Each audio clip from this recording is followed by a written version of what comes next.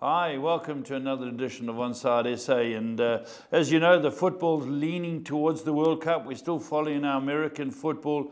And Budge and I are going to talk about it. Obviously, we're going to speak to our international pundit because already people are starting to buy players for the Premier League. And there's been 2 or 3 that we're going to talk about. Budge, first thing of interest has to be South African soccer. Yeah. Who's coming up? Well, Black Leopards, they won yesterday. They beat German Cosmos. So they got 8 points from their 4 games, Paul. So I wouldn't have liked to have reffed that game. No, the game was on. Saw a little bit of it, but a better team, took his goal well and deserved, Paul. Yeah, 4, didn't get beat, 2 wins, 2 draws in the games. Whereabouts the Black Leopards? The northwest. They far okay, the border. Okay. There.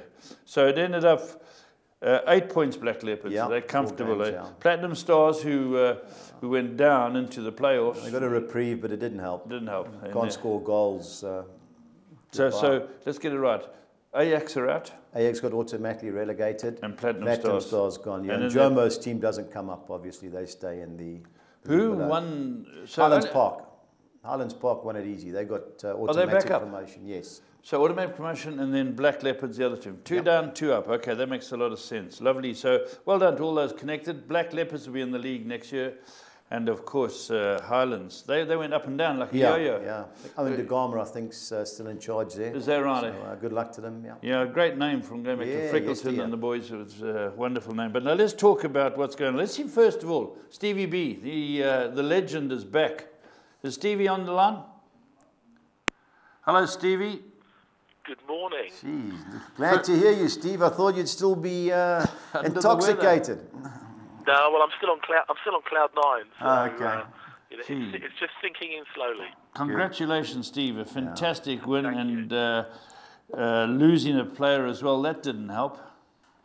No, well, it's typical for Fulham not to make it easy for themselves, because at half time, we were totally on top.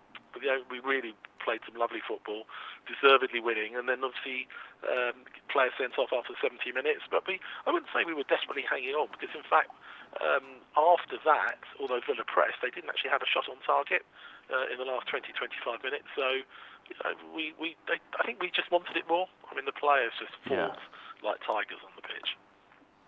All right, next year, Steve, any signings planned? Obviously, you're going to keep all the young lads. We're going to keep the coach. I hope so. I hope. I mean, there's no reason, unless some silly offers come in, why they need to leave or they want to leave. My understanding is, both Tom Kearney, the captain, and Ryan Sessegnon will stay. They want to play for Fulham. They want to play in the Premier League. Now, obviously, somebody like Ryan Sessegnon, I think, without doubt, if he progresses in the way that one thinks he could, then at some point he will go to one of the big clubs in the UK or Europe. Yeah, but I think it's better for him at 18 to be playing regular football than sitting on the bench or playing in the under-23s for Liverpool, United, or Tottenham. Yeah, I agree, and I say they have to play. How many players have gone to bigger clubs and haven't played? So what's the use of signing a big contract and it stunts your growth? I agree. Rather, at least he'll perform week in, week out at Fulham. Get the opportunity and try and make a first-team place wherever he goes to. I agree with you. I think that's absolutely essential for a young player who's still developing, and he is still developing. I mean, but you saw the talent. I mean, the goal. I mean, the through ball that he put through for the goal was just sublime. If you were watching Man City and De Bruyne did that, or De Silva, everyone would be sort of purring about it. But for a boy who's like a week after his 18th birthday to have the foresight to see the run as opposed to the simple pass, I mean, and just split the defence. Steve, just going back, if we go back 6 months, myself, you and Budgie were talking about how Fulham were lopping along just about in the middle of the log. This is an amazing turnaround. Well, at one point in November, after we lost at Wolves, we felt we were 17th. Yeah. And then in December, after we lost at Sunderland, who hadn't won for a year at home, we were 15th in the table. And it was from that point that we went on our 23-match unbeaten run. And you think to go from 15th to actually just missing out by a point or two on the last day for automatic promotion. So I think the players were determined. I think they did it the hard way.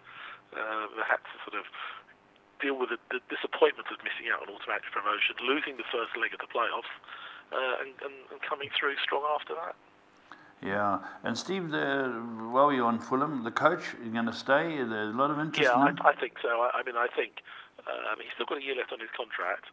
I think the only reason that he might go is if the club don't sort of meet his ambition.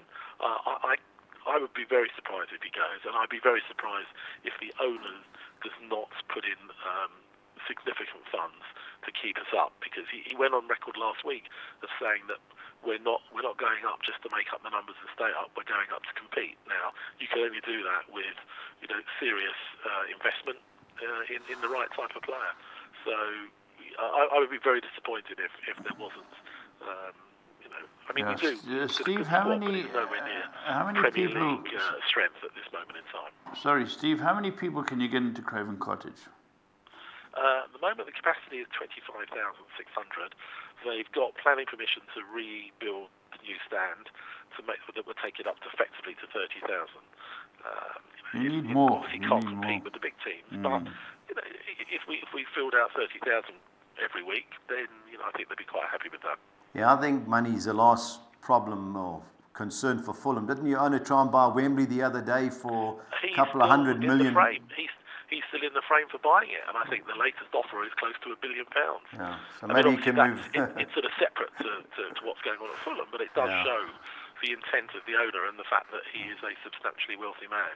And I would be very surprised if he doesn't meet the ambitions of the manager and the rest of the fans by sort of investing. I don't think they'll throw silly money at it, which they've never really done. But I think they do realise the squad. I mean, we have a number of loanees, some of whom will probably. Well, what nationality is this owner?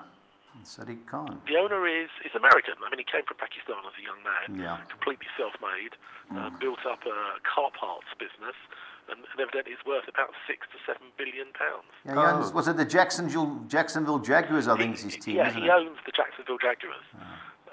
Well, why not make them based at Wembley and move Fulham to Wembley? Get rid of Spurs and. I can't see that would work. I mean, it's not.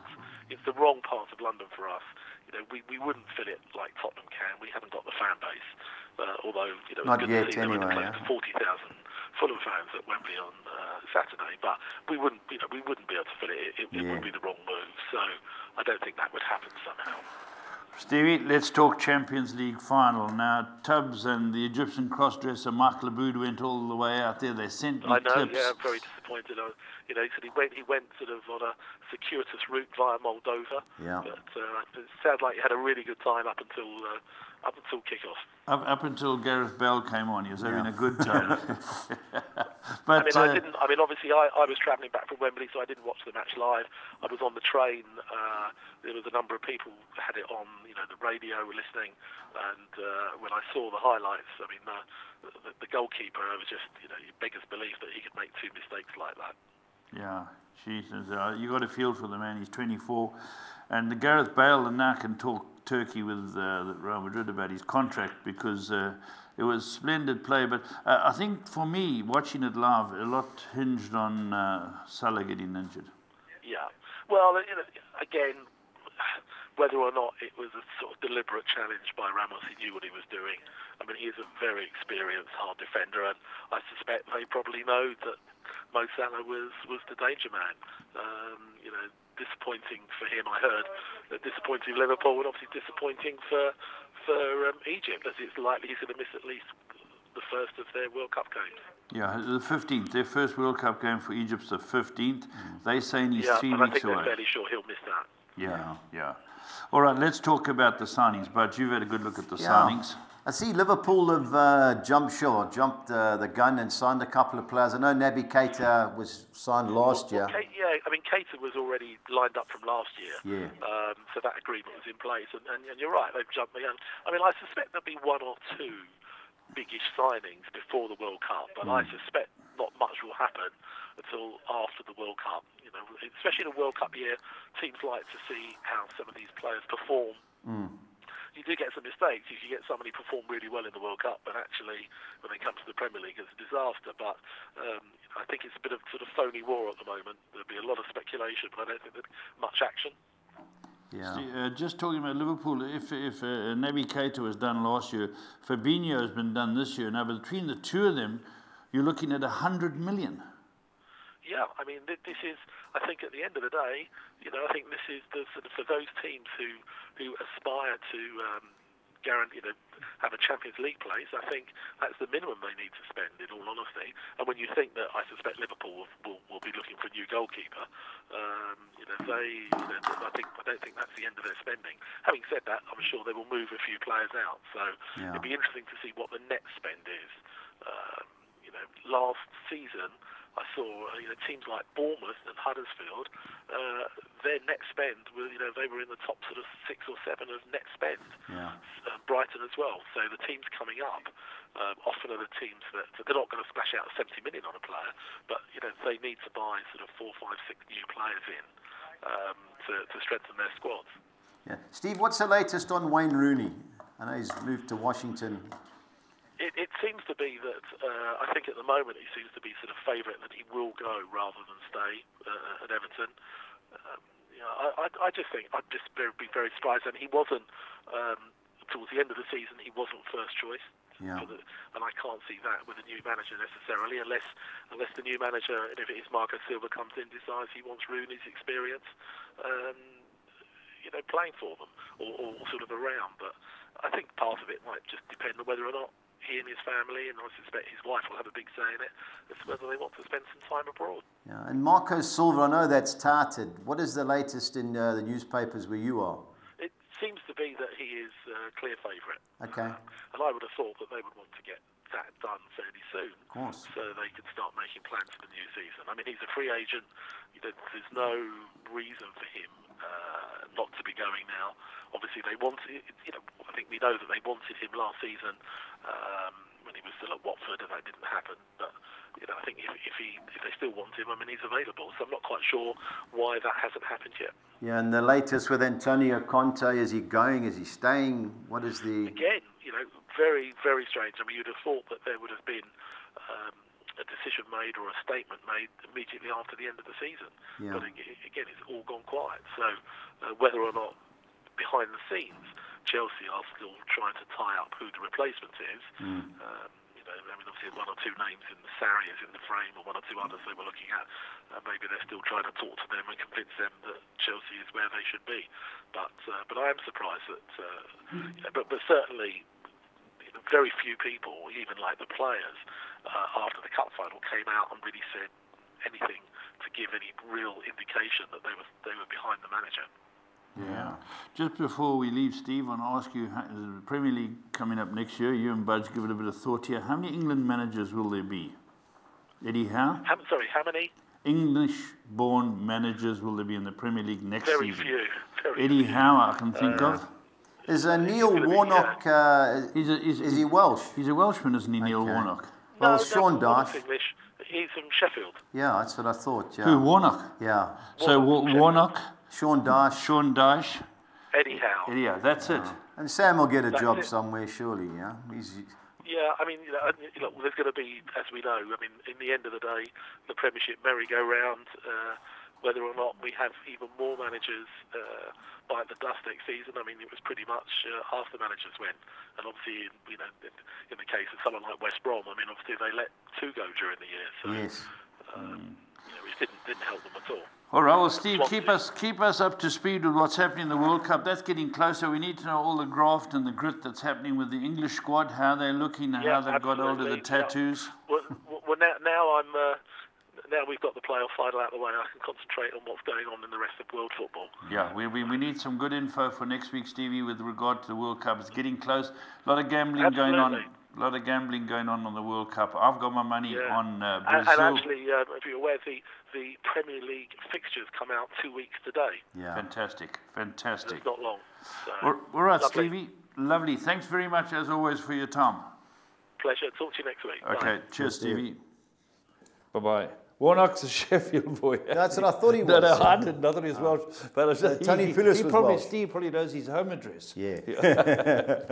All right, so we've looked at what's happening. Now we've got to get on to the gambling part of it and budge. There's some interesting football. International friendlies. Yeah. I know people don't go their hardest, but people don't like losing. Well, the difference is with some of the big teams is a lot of the players are trying to get into the starting 11s. Yeah, yeah. So if you're giving the shout with the Germanys and Spains and Englands and those teams, if you're on the fringe, you want to make a name for yourself. Yeah.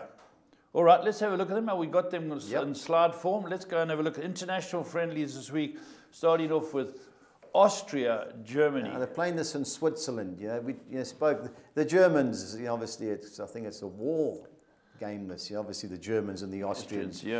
So they're playing in Switzerland. Playing in Switzerland, but Germany 5 to 10. I think it's a good thing. I think it was 12-10 Germany to win by more than 1 goal.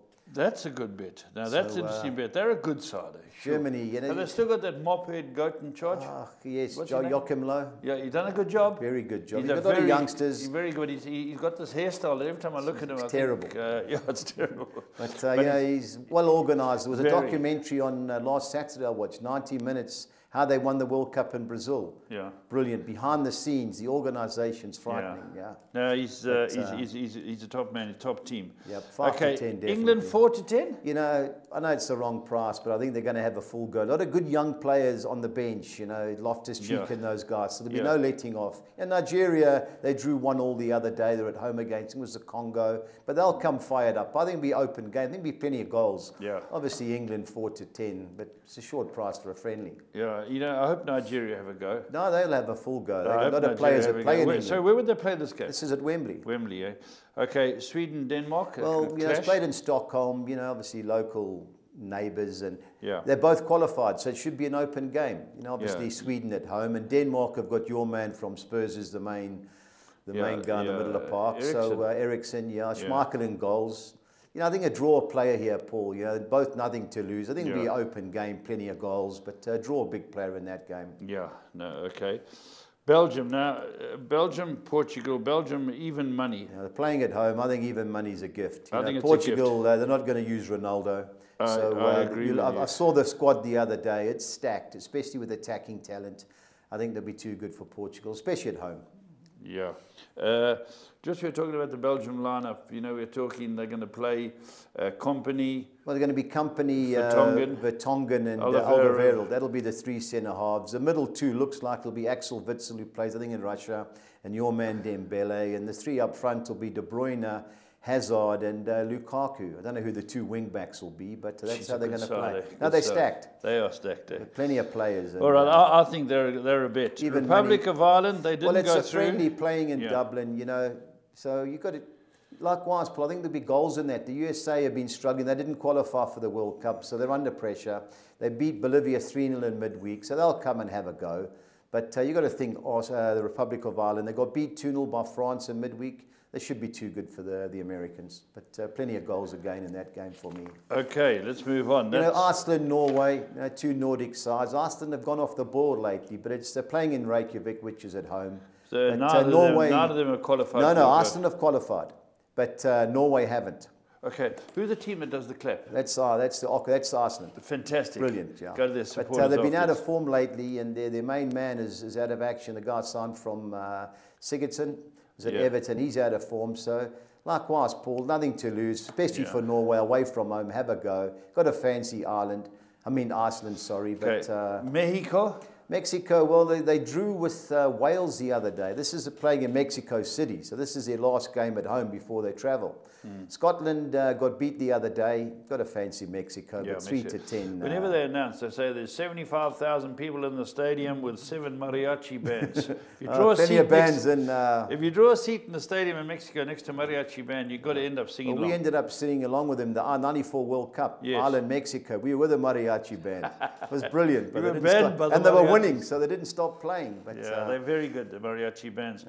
Brazil. Well, this has been playing at Anfield. Anfield, that's strange, eh? Well, they set up camp in England, the Brazilians. Get the Geordies' mans, the Scarces' mans off the Champions League. Yep, but Croatia, I don't think, some good players, Croatia, but I don't think Modric will play. Fancy the Brazilians, Paul. They're my tip to win the World Cup. Me too. What are they, about 3 to 1? 4-1, 9-2 in places. But I think it'll be too good for the Brazilians. For Croatia. Spain, Switzerland? Well, it's Iniesta's last game in Spain. They're playing at Villarreal. Switzerland, one of those negative teams, try and play on the break with Shaqiri and co. Got a fancy Spain, Paul. Likewise, a lot of players trying to get into the team. Diego Costa will be up front. And he'll be trying for his life. But I've got to think there'll be a great send-off for Iniesta. Let's go look at the MSL fixtures. American fixtures. Budge was pretty accurate last week, and let's go have a look at them. Budge, tell us about this first. You know, Portland going great at home. LA Galaxy, that's Zlatan's. They got beat at home last night, but they got a lot of good players. You know, I wouldn't, if you took even money Portland, I wouldn't blame you, but you know, you got players what they've got at LA Galaxy. So I've thrown the draw in with them as well. I went Portland and the Galaxy in one of our bets. Atlanta have just gone off the boil. The last 4 games, they haven't won. Philadelphia won 4 of the last 7. They're not the best away from home, but I think a draw is a big player there, Paul. I wouldn't be taking 5 to 10 Atlanta. Yeah. And New York City at home, that's Patrick Vieira's team. They're unbeaten in the last 8. When you say, does he play or coach? He's the manager. That's why he was in the frame for the Arsenal job. That's what I thought, yeah. They gave him a last-minute call, and I don't think he was too impressed with it. But at home, they should be too good for Orlando City, who Jekyll and Hyde team. But New York City at home should be too good. Yeah. And the next game, New England, the goalkeeper from Spurs is the manager there now. Brad Friedel. The big Brad Friedel. He played till he was about 40. Yeah, same guy. He's in charge of New England. Now, they're playing New York Red Bulls, who've won the last 3 away from home. I can't believe the betting's that way. New England up the East Coast. That's in Boston, yeah. I like New York Red Bulls, Paul, 17 to 10. Haven't they got a big name there? Yeah, Bradley, no, he's in Chicago. That's Bradley Wright Phillips at New York. Is he up front? He's up front, the big striker. Yeah. So I like the Red Bulls in that game. Montreal and Houston, Paul, 2 out of form teams. Anything can happen. Anything can happen. You know, when you've got a 15 to 10 a home team, you know, especially there. Yeah. So a draw player for me in that game. Okay, let's Columbus, Toronto. Now, I don't know what's gone on at Toronto. They've had a nightmare. They've got Sebastian Giovenco, the Italian, who was a player of the league last year. They won the title last year. But Columbus at home are going great. Be hard to beat. But that Toronto team, they're like Chelsea of last year in the Premiership. Plenty of players, but just out of form. Columbus's last 16 games, they've won 12, drawn 3, and lost 1 at home. Yeah. But yeah, that Toronto talented team, got to fancy Columbus, obviously. Yeah, I like Dallas to beat Los Angeles purely because their 2 main strikers were the Mexican team. Carlos Vela and his mate are no more there. So LA Galaxy and Los Angeles, are they? No, different teams. The Galaxy. No, sure, but they're close. They're in the same city, yeah. Okay. Different parts of Los Angeles, obviously. Who's got the money? The Galaxy. The Galaxy, yeah. They're the Real Madrid of America, so they claim anyway. Yeah. So I fancy Dallas to beat Los Angeles, as they lost their main 2 strikers. Chicago, Bastian Schweinsteiger, I think they'll be too good for a San Jose team who away from home are terrible. They've only won 1 of the last 7. I think the Chicago. 11 to 10, Chicago. Yeah, they're in our bets. Real Salt Lake going well at home, but they've got a terrible record against Seattle. Yeah. So, 11 to 10, I think a lot of people will take it, but I've thrown in the draw. I hate teams that have a terrible record against each other. Yeah. And Sporting Kansas City should beat the Loons of Minnesota. Trevor Denman's team. Yep, they're great at home, but away from home, they're terrible. The Loons, yeah. Well, that's so Sporting Kansas City should be good things for me. Okie dokie. Right, that's it. Now let's go have a look at your soccer sixes, but tell us what you're thinking here. Well, this is the CASAFA knockout stages this week. So Zambia are playing Namibia now. It's only the local league players that are in these games. And Zambia look the better team, but, Paul, I can't take a chance. So I've gone the field there. There's nothing worse where you go win and draw Zambia and you get a smash. So I've gone the field there to be on the safe side. Montenegro, Slovenia, they're playing in Montenegro, but Slovenia are a better side. They were in England's group. They gave England 2 hard games in the qualifiers. I've put the field there. I've gone Portland win and draw at home against the Galaxy. Yeah. Atlanta win and draw against Philadelphia Union. I've banked Dallas to beat Los Angeles, and I think Mexico beat Scotland. I think so do 2-1-6. The other 6? The other ones are the international. I've gone three bankers in 3 fields. I've banked the Germans to beat Austria. I think England will beat Nigeria at Wembley. I've gone the field with Sweden and Denmark. I think Belgium will beat Portugal. And I've looked for a couple of upsets in the other 2 games, Republic of Ireland and the USA, and Iceland, Norway, 162. Yeah, okay, the 10? The 10, I've gone, because I had to go light, I've gone Zambia win and draw against Namibia. I've banked the Germans to beat Austria, likewise England to beat Nigeria. I've gone the field in Sweden, Denmark, likewise Montenegro, Slovenia. I've banked Belgium to beat Portugal. I've gone Republic of Ireland win and draw against the Yanks. Iceland win and draw against Norway. I've banked Mexico to beat Scotland. I've gone Palmeiras win and draw in the South. Who's Carl Lafferty with? No, he's with Northern Ireland. Northern Ireland, that's right, not Republic. 288 with the soccer 10. They've still both managers got the same surname? Yep, still O'Neill's. Yep, they still O'Neill's, yeah. Okay. Soccer 13, I've gone Sweden win and draw against Denmark. I've banked England to beat Nigeria, Belgium to beat Portugal. I've gone the Republic of Ireland win and draw at home against the Americans. I've gone Iceland win and draw at home against Norway. I've banked the Germans to beat Austria. And the rest are all the Swedish games. I've gone Brage win and draw at Norrby. I've gone Halmstad win and draw at Varbergsbois. I've banked Degerfors to beat Värnamo. I've gone Osters win and draw at RK Frej. I've banked Vasteras at home against Team Tyrone. I've gone Mjolby win and draw at home against Otterfeld, and Utsikten's win and draw against Angel Homes, 384. Whoa, some names there. Yeah, all the Swedish Superette, which is a championship equivalent, and League One in Sweden. Okay, let's go and have a look at your bets this week. I've taken a flavor on the international. I've banked the Germany to beat Austria, Spain to beat Switzerland, and Brazil to beat Croatia, all by more than 1 goal. And I've banked Belgium to beat Portugal, worked out just under 20 to 1. So 3,900 to 200. I think there'll be goals, Paul. There's not as much pressure on them this time. So then a lot of chopping and changing. I've gone over 2.5 goals in the Austria, Germany, England, Nigeria, Brazil, Croatia, Spain, Switzerland, 2,600 to 200. You've got to have Spain score 3. No, Spain will score 3. That's guaranteed. Yeah. Okay. International, both teams to score. I've gone Ireland, USA, Sweden, Denmark, Iceland, Norway, and the Italy-Netherlands game is on Monday. 2 new managers, Mancini and Koeman. So they're both alternating. I think there'll be plenty of goals in that, 2,800 to 200. The American quad that I've gone for, I've gone Chicago to beat San Jose, Dallas to beat Los Angeles, the New York Red Bulls to win at New England, and Sporting Kansas City to beat Minnesota, 2,700 to 200. Okay. The Swedish Superette, and I've gone the Fiver. I've gone Osters to beat RK Frej, Degerfors to beat Värnamo. Now, win or draw the next 3. Brage at Norrby, Falkensberg at Ågrat, and Halmstad against Varberg, 2,200 to 200. And our Collis King 6 on Nexa is Brazil to beat Croatia, Germany to beat Austria, Spain to beat Switzerland, Degerfors to beat Värnamo, Dallas to beat Los Angeles FC, and Sporting Kansas City to beat Minnesota United, 2,600 to 200. Fantastic. Right, Budge, it's looking interesting. I'm keen to see what happens in these friendlies. Because a lot of friendlies will be televised. Are they? So yes. Are we getting the England game? Yeah, are we getting the Brazil game? Guarantee get the Brazil game, yeah. There's 4 or 5. I think we get the German game as well. Okay, so when does it all start? Well, it's Saturday night. Well, there are games on Friday, but obviously with our perms and that's Saturday. So there's friendlies almost every night. We're not televising most of them, but the English So you like me, we both on Brazil? I just think they've got, I've listened to people, they can't win in Europe, but the Germans couldn't win in South America. When you have a look at the squad, most of the players play in Europe. Yeah. So I just think they've got less weaknesses. If Neymar plays well, I think they'll be hard to beat. And a roughy team? Is Belgium a roughy team, or are they quite up there? Well, they've got, Paul, I just don't know about the centre forward. I just don't know if Lukaku or Batshuayi or our man onside Benteke is good enough to win it. Obviously, talented team. I think there's a couple of trick teams, but the biggest game is the second day, Spain-Portugal.